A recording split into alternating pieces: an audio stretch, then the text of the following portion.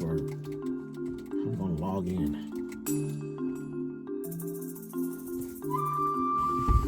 I'm here to save the day. So you're back.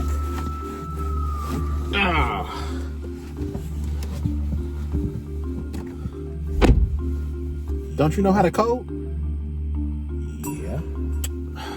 Come on, man. We can figure this out. Let's choose a new password that's not going to get hacked this time. So let's look at this graphic.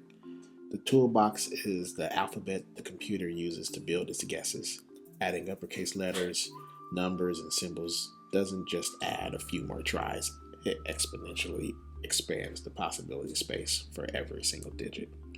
And then we move on to the engine. The engine is a tireless robot that checks every mathematical combination in a specific, predictable order.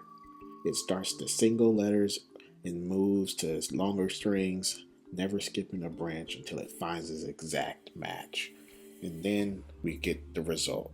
The result happens the millisecond the engine's guess aligns with your password, popping the digital lock while automation makes short passwords instant victims. A large toolbox and long length can turn these fractions of a second into thousands of years. So that's why it's important to have a strong password. Now let's test out our script in Python.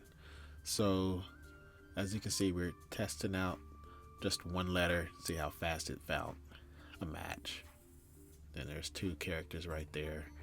See how fast it's catching these matches, and they're catching them pretty fast. You can see the time elapsed and how long it's taking. But in this example, as we add on a little bit more, the time increases just by a tad bit. And then as we introduce characters, time increases quite a bit.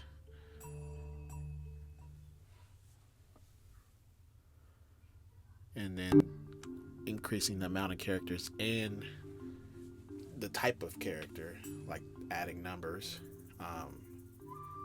increases it by quite a bit. So this is a good example of showing mixing up characters and extending out the character length, how that can increase the security in your passwords.